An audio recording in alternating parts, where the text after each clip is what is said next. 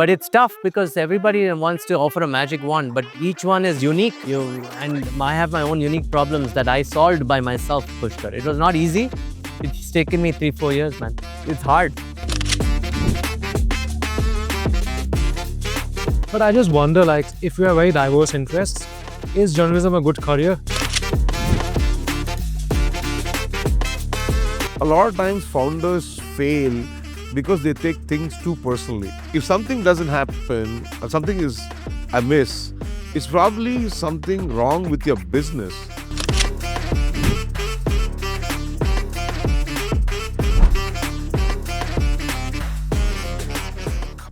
Hey, good day, everybody. Welcome to the podcast. It's quite exciting that we've got a very special guest, and he's normally used to asking all the questions. So this is going to be a change of events. Welcome, Vishal. Welcome to the show. Pushkar and me are delighted to have you here.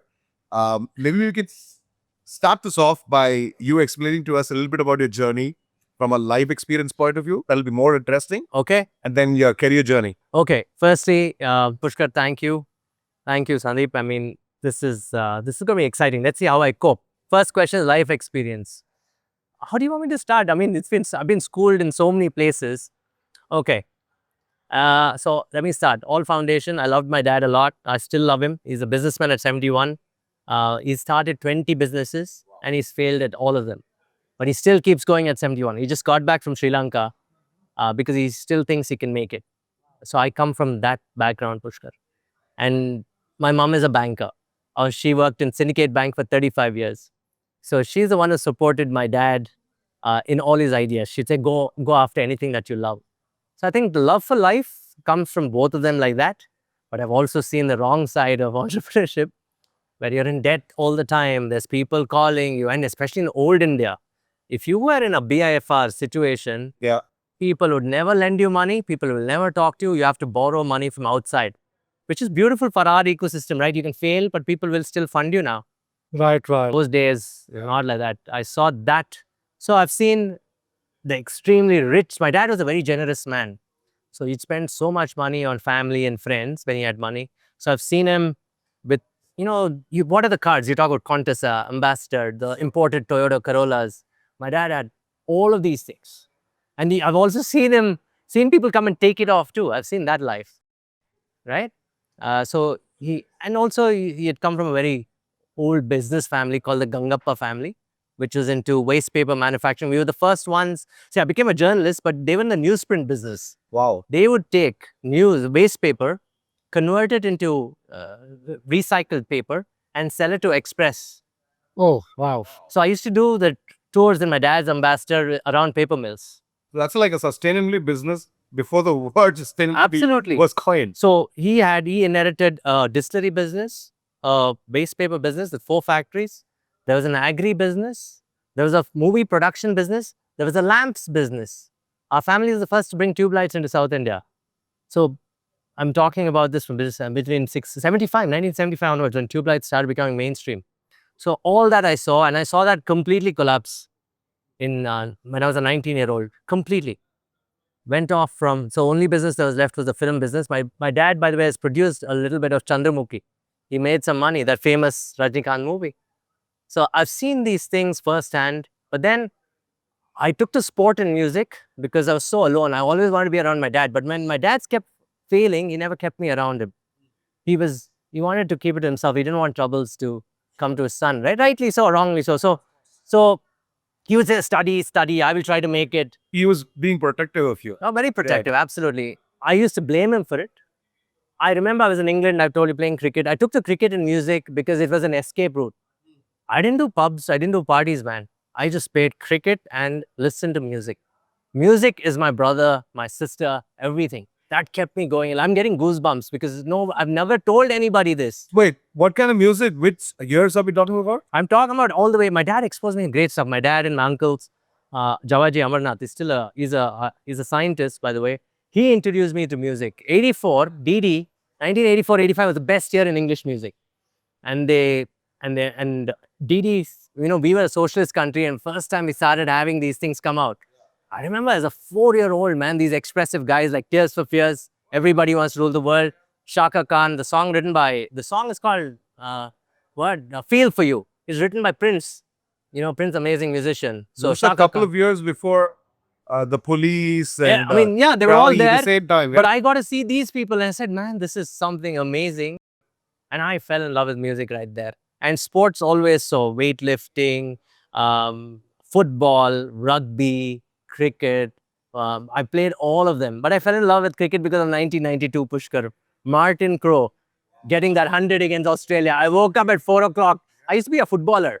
I said, God, this Martin Crowe, man, so elegant, like an artist, you know, in cricket. I mean, how is he timing McDermott and all? They couldn't get him out. That was Martin Crowe, and then they had that swashbuckling opener. Remember? Margaret Batch. Great Batch. Great Batch, He's the yeah. one who set the tone. Yeah. Yeah. Right. I think Rod Latham was also there, but he didn't play the game. Rod yeah. Latham was there. But he was not. But I think Latham's Great Batch father, is the. Tom Latham's father. Latham's father. Yeah. Yeah. So my life was filled with this, man. And my dad came to me. Imagine coming back. I was in England. Comes to me and says, "Dude, I have no money. I'm sorry.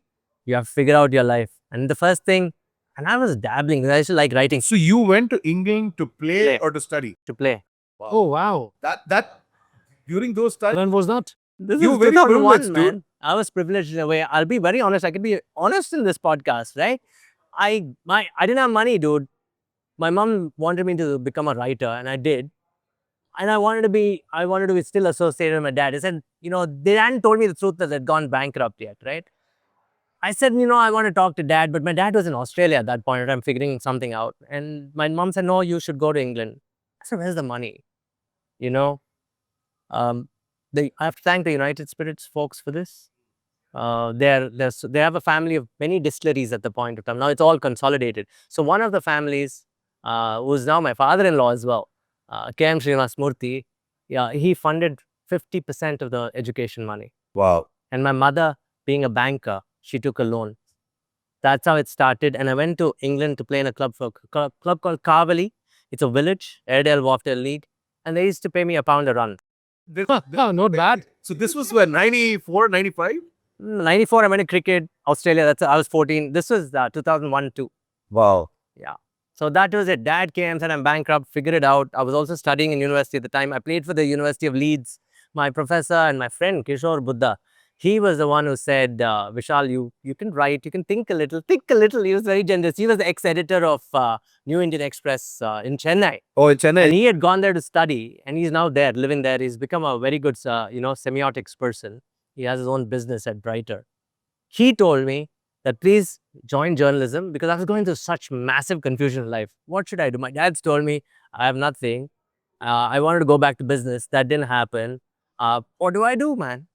I mean, it's like I've learned anything in life other than cricket and music. No, but listening to music at and some cricket. point in time, did you subconsciously think that you will join your dad in business? That was the only thing. That is the only thing that you wanted to do. And guess what? 96, again, privileged kid, right? 95, 96, first internet. I get it. I spit. My dad used to say 10,000 rupees a month for internet. The kind of exposure that I had was phenomenal. I used to blog in 96 before they even called it blogging. I know. I used to like politics also. Wow. So I used to write about everything and anything. I used to do music reviews. People used to send me checks, 100 rupee checks. Do you remember the Cal Tigers of the world? I don't know if you remember. There were these internet firms that had websites also. If you wrote reviews. I remember that. Where you could actually contribute And then get paid. you get paid for it. So I was getting these checks. I was like massively, I didn't know. I should have saved all of them. So I did all this and I liked writing. I never knew that my hobby would become a profession. Yeah, your calling is that, right? So the even interesting thing is history. I love political history. I like history of wars. I used to study that in my free time. What do? I need to go take care of my dad's business or learn from him. So in the free time, while my dad is busy doing different things, music, cricket, history reading, enormous reading. So asterisk, it started with asterisk obliques. So I know more about the Roman history. I know more about Persian history, Chinese history. The Chinese civilization history is amazing. Japanese history, Indian history is so fascinating. I got to discover it from the West. Yep. So interestingly, I'm getting everything about India from the West and not within India, unfortunately. That's another topic. That'll go on for another 2 hours. So love for my dad, love for music, love for cricket, took me to this level of my dad's bankruptcy to say that Vishal, go do something else. Journalism happened. It was just an accidental thing. But how difficult was it for you to settle in the UK or go to the UK and be on your own and then figure things out? Oh, it's no. not like, Wow. yeah, see, being in Bangalore and being you're still having that protective network. Right, It's to a certain extent, you still have your friends, you got your relatives, whatever, but you're uprooted yourself in a Okay. new country. I had no friends, no relatives. Let me be honest. I went there. I went to a place called Yorkshire. I thought I knew English. See, so you started liking the pudding, yeah? Yeah, I mean, I love the pudding later on. They would say things like, "Did you get 'em bus?" What? It's bus, dude. Well, I mean, seriously, took me. And there's this one guy called Jones, and I hope you watch it. He was the opening batsman for the club. I dread talking. You say, "You're all right, Vish," and I said, "What's all right? What's all right, man? I'm all right." I mean, that's their form of saying. How are you? So I used to get scared. So it was a cultural experience. For sure, they're still friends. The club still sends me stuff. I wish I could go back. I went there again in 2008, but I wish I could go back. And a lot of the younger cricketers are now doing very well because cricket itself becomes such a phenomenon. Thanks to T20 success, I think we've rubbed off to them now, although they originated They it. originally started the Now, T20, the yeah? cricketing Right, system in right. England is very good. You could see with their team's performances. The cultural experience there was, by the way, I mean, in England, you have a vision of England, and it's very different from America. Not many people realize it. People still value families. People still value communities, unlike the West, unlike when I say west of England, which is America, which is individualism. Sure. In England, there is individualism, probably in the London region. Right, But if you right. go into the rural side, it's still families and friends and families kind of thing, communities mostly. It's a very interesting cultural experience. So that's England for you. Yeah. For me, my analysis of England quickly. No, but it's very interesting. 5 minutes into this podcast, I think we're like soul brothers already. He said, reads a lot, you read a lot. We have like varying interests. We love and cricket. Yeah. Yeah. Pushkar, I think you should talk about reading and history. No. But I just wonder, like, if you have very diverse interests, is journalism a good career? Very interesting, man. It's good and bad. With those diverse interests that I had, I wanted to learn history. I thought, again, the objective would be to take up journalism to graduate towards history. But a lot of kids watching this should realize journalism is actually a profession. You can't get a degree of journalism and say, I'm a journalist. Journalism comes with experience because it's a general, you learn from everything around you, and that's how you trust. That's why they call it's independent, because you're learning from different sources. The objectivity should come from them, but that's destroyed, right? There's no objective. I think there's no such thing called objective journalism. But it's better to have journalists who come from a varied background rather than with journalistic degrees. So in my case, because I studied BCom, I studied political science and history and branding in my master's, I could blend those things too.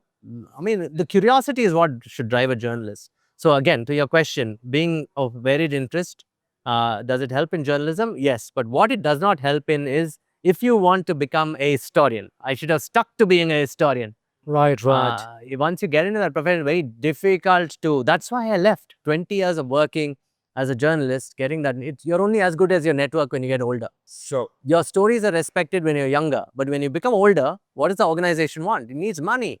So you're nothing but a sales guy for that organization, and you're compromised. That's why I took a call that, look, I don't want to do journalism anymore. That's why when I started Upstream as a business, I get somebody else to pay for my podcast. My podcast is free.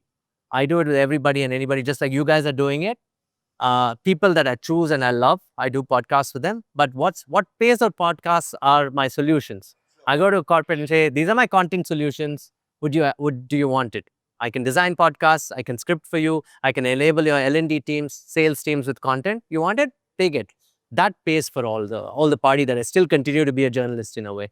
But mainstream journalism, I got out because I thought it was about knowledge. As you grow, it becomes about networks. It becomes about pushing a button. I'm not good at pushing buttons. Pardon? Yeah, it's about who do you know and which door. Yeah, man, that's it. Yeah, it's I'm not in that business. yeah. I mean, many of them unfortunately graduate to that business very fast, journalists, and it's wrong. That's sad. It destroys the very function of journalism. Right. That's why you don't see any good stories, dude. Sure. I mean, yeah, You storytelling. You see, I think Poles journalists are the worst storytellers. they're the worst storytellers at this point of time in history. I'll tell you, business world I saw the last vestiges of good journalists. I mean, there are many good journalists out there. 2005, 4 to 11. Who would give me an opportunity, man? We wrote a story called The New Agri Revolution in India Thanks to Retail. I was given a 60-day timeline for that story, travel across Maharashtra, Karnataka, Tamil Nadu, come back, do a report. Wow. Doesn't happen anymore, man. It won't happen now. Anymore. Everybody wants the quick fix. Quick Quick fix. service restaurant. It's a not QSR. model. Yeah. I mean, we can debate about it. People like that model, but we say we are a democracy. Democracy would work when there are ideas, conflicting ideas, you agree to disagree, and objective views are presented. No longer, man. I see even media companies and then becoming a tool to everyone else, either the VCs or the founders or big conglomerates out there. In the old days, what was good, Pushkar, was the guys who owned a media organization was a big conglomerate. Right, right. He said, boss, I will give you editors a free hand. You're a socialist, capitalist, I don't care. Bring out news. And it was a subscription, right? There was no advertising. You realize because they funded it. Yeah. That died. Once it became advertising, I remember I wrote a story against a Japanese company, Toyota, I didn't name it, in 2008. They pulled out advertising. We wrote something against Jet Airways. They pulled out advertising. United Spirits also pulled out advertising at one point. That was okay. People said it's okay, man, because these are conglomerates funding the media company. Sure. Sure.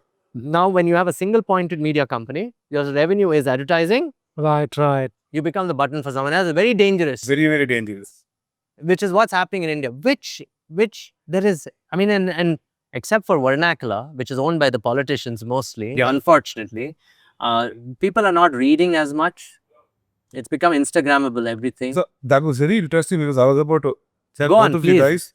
I grew up reading the Hindu, and I still love the cricket section. in the Because you're Hindu from world. Chennai. I'm from Chennai. Chennai was like so, and I still love going to the Hindu. That used to be a daily ritual, and today we don't read anymore. Yeah, the Hindu editorial was phenomenal at that Brilliant, time. right? Yeah, I mean, yeah. like And the cricket coverage even cricket better. coverage was brilliant. And today, You've read the nobody- Hindu, Pushkar, you've read the Hindu Yes, cricket yes. coverage, Yeah. that's amazing. that is just insane. You cannot nail anything. Nobody wants to read long form. Nobody wants to. Unfortunately. If you're trying to say something objectively, people are already very biased. They want to get this thing and just. I've Specific- had people coming and people in India have seen money now. Okay, let me be honest. I have people coming in and telling me, hey Vishal, you don't need a podcast, put a pretty woman in your podcast. That's so abusive because we talk about reverse sexual abuse. I want to tell him, I have my ideas, I want to discuss them, man. Why would I put a pretty person or a pretty man or whatever, a handsome man? People in India have become that. They don't realize the importance of that research, the long form. Where do you stand? Where is this guy coming from? Why is he asking those questions? That is lost. That's the danger. And today people don't like, in India, people are rash. They don't like being asked questions. Never, the old ones, by the way, I'll give you Ratan Tata sir's example. I've met him thrice in my life. He just passed away in press conferences, obviously, and with Jahangir, the late Jahangir editor, I met him. There's this one time, the stock prices, today their stock price is 900 or something. I don't know the numbers, look it up, but they were at 400 and falling because of the debt, because of that Jaguar because Land the Rover Jaguar deal and and all Leporus that, okay? acquisitions. Absolute. Thank God you said chorus. But so the group was in debt and they had bought JLR. Ford just dumped Jaguar and Land Rover. By the way, it was never called JLR. It was a term coined by Indian journalists, JLR, right? They're two separate companies, right? Phenomenal. So Ford was not ready to let go. yeah, They just wanted to acquire Jaguar, yeah, but they absolutely. wanted to sell both together. Correct. Absolutely. So here's what I asked him. I said, sir, your stock price falling. You have no product lines. Indica's market share. Indica was the top seller. And it was falling at that point. I have a bad car. Come on, man. Seriously.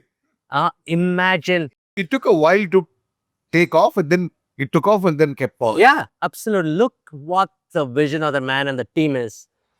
Take the Jaguar Land Rover DNA. It takes time to build things. Sure. Just like a startup. He's poor thing, man. With the Nano, I have a Nano story for you after this. Okay? JLR, acquire it, take the DNA, help the JLR business grow, keep the best of breed, and bring that tech into India. Look at the quality of the products in India now with Tata Motors. Yeah, amazing.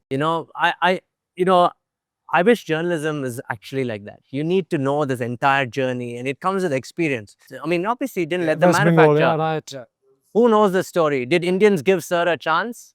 That Nano product they killed. It was such a good product for Indians. You know, I mean, these are things that we forget. We celebrate the icon, not the intent, right? We are becoming a very iconoclastic society, and it's wrong, according to me. We need to celebrate how we've enabled each of us. I'm not a Marxist I've read Marxist stuff, but I don't support communism. You know, capitalism can actually enable individuals to get together, be more collaborative and deliver. But we are not doing it. It's become a very toxic form of So we're not capitalism in trying our to be, country. we're not trying to be Enablers. conscious. We're not trying to be collective. Yeah. We're trying to just hold our own turf and say, hey, this is my rule, this is my way. That's If it. you want to play ball, you play ball. But kind of interesting thing is that, Vishal, when I look at your career, I think there's been two big trends and waves that you've been part of. One is a downward wave, the other is a upward wave. The downward wave is obviously you saw that transition being a journalist and traditional print guys, magazine guys getting killed left and center. Some of them translated to online, some of them Right. did. So you saw that bloodbath. I saw that. I was the first guy to do it. Yeah, so you saw that So bloodbath. I have thoughts on that. Yeah. I have When massive was thoughts. that? 14, 15. I'll tell you those So thoughts. that was the You have one to hear bloodbath this. that you saw. You have to hear this, Pushkar. It is Yeah. painful, I'll tell you. Yeah. Not about me, for the community in general. I'll speak for the community because it never speaks for itself. Sure. I'll tell you. Go on, what else? That is the one trend. The other is you saw the whole startup wave start, and then this PR excess just compounding. In some ways, it's good, but right now, if you look at it, there is this trend that raising money and talking at the top of a building is the buy all and be all and end all things. Yeah. So you've seen both those waves from very strategic points, right? How do you want me to answer this? I think you should be brutally honest that you should tell us a perspective which we would not have heard. I'll tell you, Considering you were in the epicenter of both There's waves. so many things. You have to realize, in your story, I've written 2,000 stories, 1,900 or something. And so that's one of the reasons I left also, because I wanted to do one story a month and think, then quantity. But it's a great place. I'll tell you why, because we enabled, of all the many publications, your story really championed startups. Okay, I'll call that out for Shraddha and the company. Okay, bloodbath was the key word. Did you know we as journalists lived with, we're almost like treated cheap, man. I mean, seriously, man. Yeah, I mean, if you're a journalist in India, they think you're a guy who's taking money under the table. That's the other than places in places in Bombay and Delhi, but there are some key people who are respected. They always thought a journalist was this kind. I went to Hyderabad once. I remember this infrastructure company. It's a 4,000 crore company. I'm trying to meet the MD. I said, why did you get a journalist? All these guys are a little troublesome. And this PR guy, I had to turn my end. This guy's not that kind of a journalist. He's coming with some ideas. I was offended, man. This was in 2008. It was 2008-9. It was really terrible. So bloodbath, where we didn't get paid on time. I've been used to 4-month delays of salaries. Wow. And why did we work? Because we loved the damn storytelling and we thought we were doing something. That was the bloody illusion that we were sold. Contributing to society, wellness. Where is our wellness? Most of the journalists joined PR to get money. And then, we left to them. I mean, if they're paid, they would have probably been journalists. So we never got paid on time. Yes, there's a bunch of people who are corrupt everywhere, but they never get caught. There are very shady players out there. And they made money. Fine, it's good to make money because you're not getting paid anyway. Sure. So why you would be? It's the same. Cops. Why do cops become corrupt? Similar. So this fourth estate and all those things. The fourth estate is done. It's over. It doesn't exist, man. It's no longer an estate. It's owned by many people. It's pieced out. It's an estate of properties owned by many people. It's crazy. So the transition I made, I'll give you this anecdote. You should hear this. And it's funny. 14, getting salaries delayed, going through the motions of life, saying, oh God, what am I doing? Again, sticking to the historian thing, I was thinking, okay, let me just go back to it. I had zero savings. Zero savings. If you're a journalist, there's zero savings. So I said, okay, somehow let's quit and start. What have you got to do? That is a career from 2000. So 2002 to, let's say 2003 to 14 was mainstream. Sure. Doing very well. Oh man, mainstream failed in so many fronts. I told them become an app, many of them. They didn't become apps. I told them BlackBerry will die. Touch phones will become popular. I had people telling me, we have big thumbs. We like the QWERTY keyboard. Seriously, man. Those days, I mean, you know what's happened? Nobody believed the India story would pan out this way, in a good way. That's a good way. Many, like I said, many more people have access and wealth now. My generation didn't have all that. You were either told or you keep quiet or you're a rebel. These three things. Now you're genuinely, there's something good happening in India. So I was leaving. I went to I respect Mohandas Pai and family a lot. I know he gets a lot of flack online, but genuinely they do a lot of good work. Siddharth, Pranav, and Mol, 314, and their entire team. Anurag as well. Uh, I was, I went to him. He was a good friend because him and I never met on business stuff. We always spoke about Mahabharata, Gita. This whole philosophy. I mean, not even religion. I mean, he gets bandied around, poor thing, saying that he's religious. I mean, he talks these things, right? The way of life and all that. And I told him, sir, I'm going to leave journalism. And you won't remember it. So this is what I want to tell you. I said, sir, I'm going to quit journalism. He said, what do you want to do? I said, sir, I want to write a book. He said, about what? I said, I want to write a biography on you. He said, Vishal, I'm nobody to be remembered. I don't want to be remembered. He said that.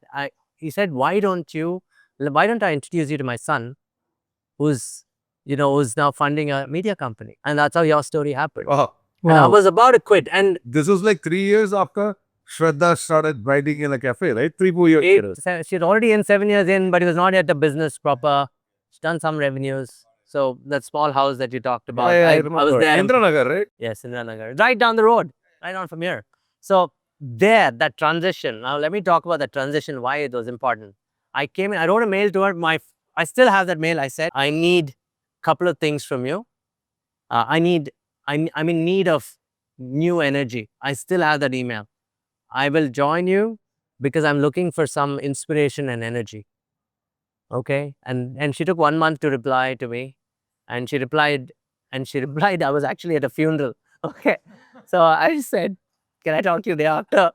Okay. She was nice enough and she laughed and said, okay, I'll call you. She's very funny, and she always very much been kind to me, right? So the transition is very important. I'll tell you, this was new India, man. And I knew that is great because I came from the old world. I went to her. I was in some bakery we met, and she ordered a pizza. But before the pizza even came, she said, let's go to the office. Let's go to the office. And I went and I was just sitting, and I had a long beard. I mean, she said, why? These are my people. There were 30 odd people. Why don't you lecture them on something? I mean, I had never done that. Who would ask you to, as a journalist, you write those days. That was part of the interview process. It was an interview process. I figure that now, right? I said, thank you. And she's in that corner near the door looking at me like this. Okay, no pressure. Then I told them that, look, YourStory writes about all these startups. But what does a startup need? It needs business. And all these corporations, they have to work with these startups to innovate. The moment I said that, right? She said, you are going to join me in January 1st. I was December 15, November and December I was with her, but I joined them officially in January 2016. Okay. And that was when the magic happened, man. I mean, the transition, I started thinking business for the first time then, that empowerment. I remember my Volkswagen Jetta, went and picked it up in the car. We were going to this IT, a big product German CRM ERP company, driving by. We spoke to Kishore Biani on the phone. So I said, say hi to Shraddha. That happened, number one. Then she said, this guy's got connections, yes, but what else can he do? I was about to ask you that. You brought in so many connections. Yeah. You're a journalist in the internet. So I didn't know how to use these, right? They're all my connections. Yeah. So that happened on the phone. She's just thinking, she's superb, man. I have to really thank her for many things. Go to this office. Let me say, I mean, SAP, man. We go to SAP's office, sat there. Then I'm selling. I said, look, SAP, you got this accelerator program. You need startups. We have the database. We can connect you to the best. They have the startup program going on even now. So I could eventually see where this data is going to be used, and that we became the enablers. She came outside and said, you're more than a journalist. So yeah, you did. That's how it started. So like the first day you were on the treadmill, speed number Completely, 30, dude. incline number 5. Oh yeah, amazing. So I mean, all of us have misunderstanding. I like Shraddha because we agreed to disagree. We do have misunderstanding. In fact, she let me be who I was, express my best interest, because she knew I'd always only do it in the interest of the company. And remember, believe me, traveled all over the world thanks to YourStory. Networked with the best. So YourStory started the accelerator model. They started doing copies for corporate. They're doing much more now. So I was happy for that event from that 1 crore to 35 crore journey. I was part of it. And I was happy. How many startups? We went from covering few hundred startups to Several thousand. thousands. Get into now it's about, I'm sure, man. I mean, lot of people don't realize the impact. I knew then, man, that this is here to stay. Because as a journalist, I could also track how many people liked my stories. In the old, that advertising model had killed subscription, right? And I used to get letters in the old days. Letters stopped coming between 2010 and 14. Just realize this. Now suddenly this internet world, people are writing to you. They dislike it. They say, I wrote about Chetan Meni in the first month, and I said before Elon Musk there was Chetan Meni, and now suddenly this entire barrage of people commenting, saying, Chetan, why did you agree to do this story? It is true. He started this company before Musk, right? And he's the, I mean, you could say one of the proponents of Indian electric vehicle industry, right? Sure. So those things, the transition happened so naturally because I was so extra. I wanted to, that's my energy. I wanted to bring that energy to YourStory, and that transition, that pent up energy, that all these, because I'm a storyteller, man. And I love stories. I love people. That went off to another scale in YourStory. That was amazing transition. This is my third transition, maybe the last, because I want to do history. Like I said, Pushkar, I want to stick to history and continue meeting interesting people. But I want to move to history fast because I don't have much time. Life is short, man. So, I mean, 30, you can say 30 years, not the average. I'm in the third cycle of my life. So if you look at 25, 50, I'm entering the third cycle. I better make good use of my life and time. So that's why I'm doing the things that I'm into weightlifting. You mentioned that when we met a couple of weeks ago that you got into weight. That changed my life. You That's lost a lot of something weight. I hate the healthcare industry that asked me to operate my hip, operate my knees. They said, you're done. And dude, you're not the first person, because I met a friend of mine about 6-7 months back. He said, dude, if actually weightlifting as a means is taught to people, most of the personal trainers will run out of business. Yeah, they run out Very of business. quickly. Fitness industry And neck and I'm a self-taught weightlifting guy. That way I thank Instagram. And also my uncle's a weightlifter at 63. Wow. He's been Karnataka gold medalist 1983. But bit more in another extreme where they do 220 kgs. I can do 40, 45. I mean, I've never I can squat, man, like an Indian squat. I can do that for 3 minutes now. 2 years ago, I couldn't do it for 10 seconds. My knees would collapse. Things have been rapid. I mean, the food and Indian food is so beautiful. I would encourage all Indians to eat only at home, man. Oh, yeah, you can eat occasionally outside, but get these veggies. Our vegetarian food is great, and add protein to it. The only place where we miss out is the protein that we need to work on, especially now that I've seen so many changes in India. I mean, one is the startup change. I've seen age groups. In the old days, we'd mature at 15, 16, 17, right? Now I've seen, well, that's sad. People now mature, girls, 8, 9, 10, even men, that menarche for the girls very early. I don't know whether it's a biological thing. There's so many changes happening because of our food consumption. That's something I'm interested in nowadays. I want to improve. I've been doing something called the biohacking. So I'm 45. I brought my bio age down to 39. wow. Yeah. How did you do that? A bunch of startups again, started putting All the devices patches, all the over me. sensors. And I'll give you an example. This is another beautiful example of why Indians can now truly express them. So I had skin problems all my life and they never went away. And I was treated with steroids and many things by skin doctors. Maybe because they wanted business. For 7 years, I was struggling. I was telling my wife, I feel a bit, I'm so let down. All my testosterone, I was down. Depression was setting in. I mean, depression is created by mankind. There's no such thing as depression, okay? So I went, these guys from a company called Beyond, now they've called themselves August. They called me and said, we have this device that can probably help track your blood sugars, one. Secondly, we will do many blood tests, 7, 8 or As 9 in they biomarker did. test. Yeah? Biomarker tests. Then there was a supplement, the kind of supplements that I need. So just by taking them, my skin, which had become completely red and I could see almost like a patchy red, started growing back. So did steroids because affect your skin problems on the Steroids, first? life Yeah. of being a journalist, Yeah. milk, no sleep. Those are the things. And I realized the healthcare industry is screwed up, man. You should not take medicines. You can control everything with your food. That's the biggest SaaS business in the world. It is, It is the biggest SaaS business in the world. but That's it's tough because everybody wants to offer a magic wand, but each one is unique. I have my own unique problems that I solved by myself, Pushkar. It was not easy. It's taken me 3-4 years, man. It's hard. I have gone to hell, man, with many things. And I'm like that. I've always been in hell. Chaos is the only thing that will get you out in life. I figured that now but one thing is I hate toxicity in India. With money, toxicity has increased even more. There are many charlatans. I mean, people who don't know Unfortunately. things, unfortunately. At least remember, I worked in an industry in journalism in 2004 where people who wrote copy were so good, man. Yeah, that era is gone, long gone, dead. So Yeah. But things are changing with the new. I think we are becoming more video savvy. I Sure. think we are very good video creators, Pushkar. But why is that? Is it because of our culture? Or I don't know really. I don't know. Are we a visual culture? Maybe because if you look at our temples, you're right. We are always visual in Architecture, nature. temples, It's very visual, isn't it? It's not textiles. really written. Absolutely. There's something to do with that. That's a separate podcast altogether. Altogether, yeah. That's yeah. we plan that, right? We're talking about in coffee. That should be done. It Should could be, be yeah. true. It's the truth. I mean, real education has set in for us only after the Brits came in, right? Always the temples, the architectural wisdom, and stories were very oral. Music, was it written for us? Our best musicians were taught by ear, Yeah. not by writing, man. It's interesting. What a funny world we live in, man.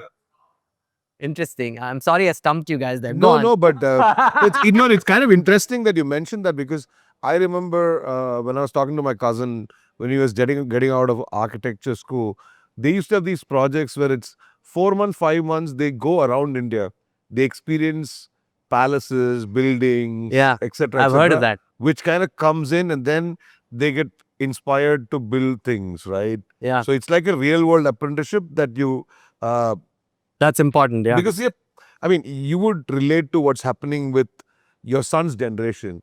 We feel that we are socially out there, but we're getting a lot darker and a lot alone. Yeah. And Okay, I will recommend you since you're using very keywords here, darker. This is predicted by Marshall McLuhan in a book called Understanding Media in the 60s. Please watch his early podcast. Now we call it podcasts. He has got some lectures on why societies, individuals in the world of video are broken shards.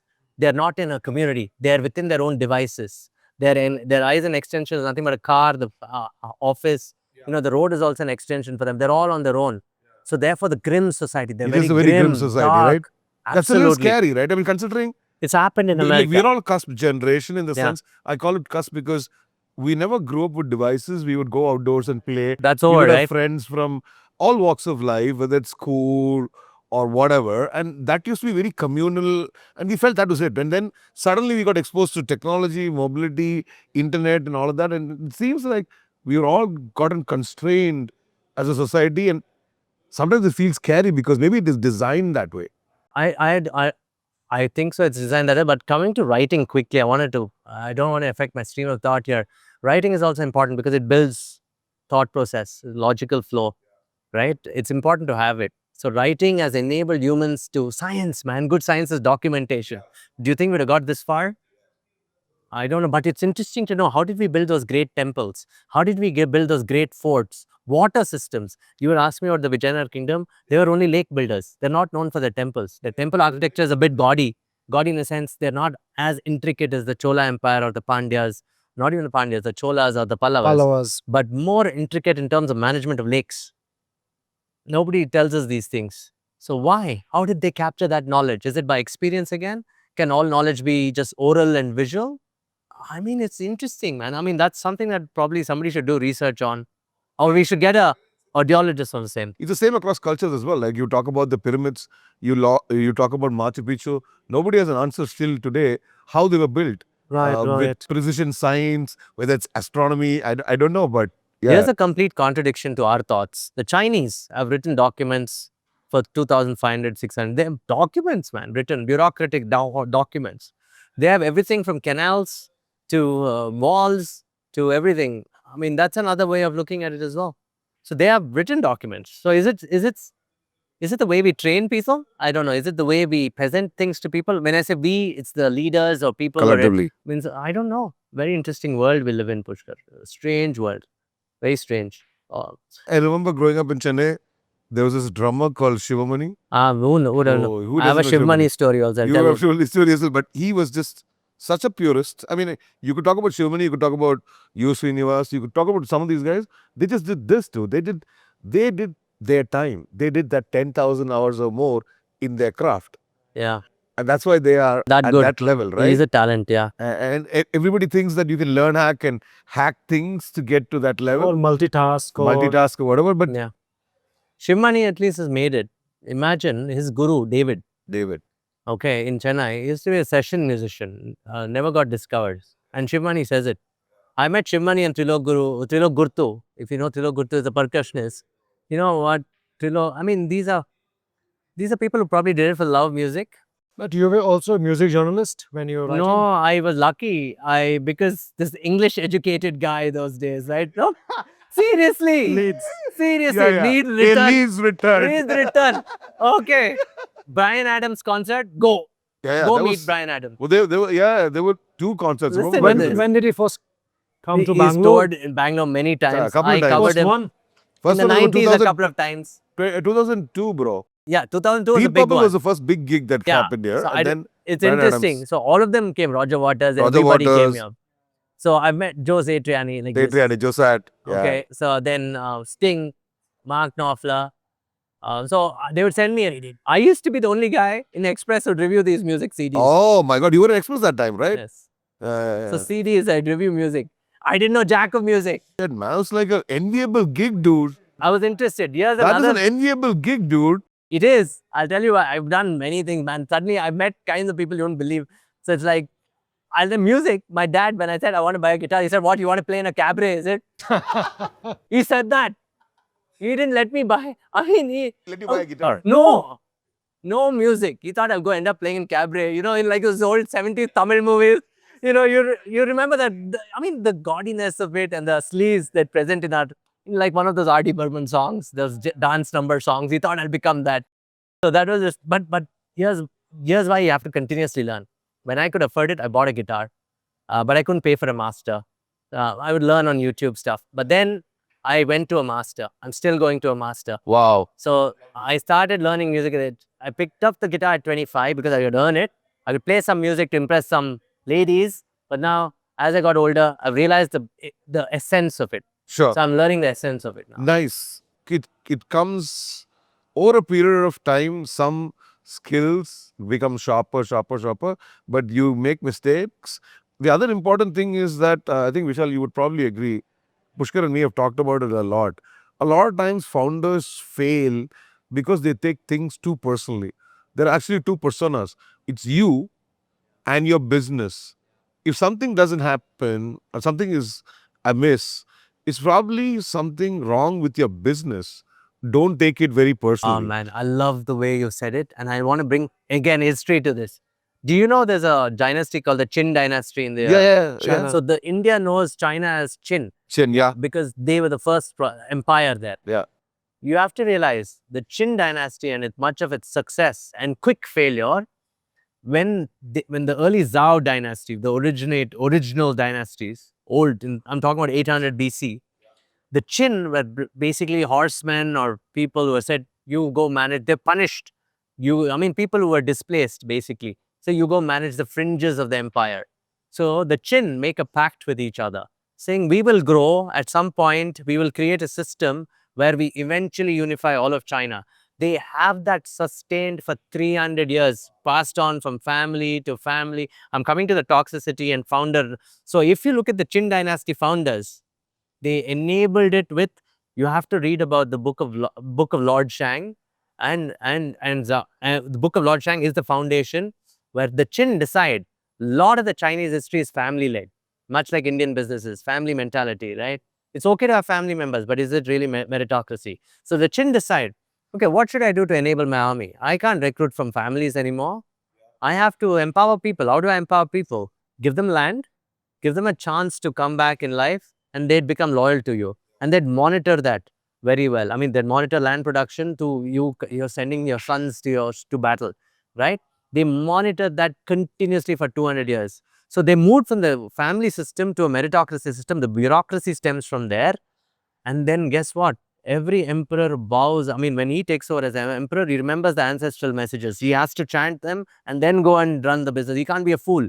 And everything is set that way. But unfortunately for them, once they become an empire, all their values are lost. Coming down to the point, right? The value systems are lost. The fact that you surround yourself with loyal people, loyalty is earned. Loyalty is not surrounding yourself with people. Yeah, you're surrounding yourself with a bunch of people who always get, even if you shout at them, they say, Api righto, sir. Api righto, madam. That's what Indian, I mean, a lot of the founders get angry for several reasons. But people, they surround themselves with people who do, oh, sir, yes, sir. Because we also need the money. Yeah, so basically, you're talking about hiring Oh, with the diversity in mind. and diversity not you've for the talked about- sake of and it. You should be proven wrong. You should be proven wrong. I You mean, should. You should be, I mean, it's difficult. I mean, that is entire civilization of history behaves like that. America could not have been America. A lot of people look at all the Andhra people, you know, I call United States of Andhra Pradesh actually, right? A lot of the people don't realize US history and how it's changed, right? The changes in the US system did not happen from any political party. It happened from the forest department, Pushkar. It happened from a guy called Gifford Pinchot. He basically said, you know, if you want to be American, you're destroying your economy by cutting all the forests off. And it was an agricultural country. economy, yeah. Yeah, those days, right? Less of manufacturing. So we have to have a structure around this. We have to save our forests. Let us not let the forest denude. He was like our Visvesvaraya. Visvesvaraya, I mean, obviously his values were not followed here, unfortunately. He ensured that it went to every government department. So US went from a patrimonial, patrimonial clientelistic system to a meritocracy. So the founding fathers never worked with meritocracy. The US founding fathers, did they work with people of meritocracy? No. But the first 100 years of America, it was not meritocracy at all. It took people who are educated to come and say, let's change. That was the American dream, that America should be built for people who are of merit. Yeah. Brilliant, Vishal. Thank you for your time. Anybody watching it, please like, share. And we are sitting in an amazing space. Vishal, you love the ambience, right? I know them. Yeah, obviously, Beehive. Ravindra and his team has done a fantastic job. We are much indebted to Beehive for this location. Thank you all. See you next time. Thank you.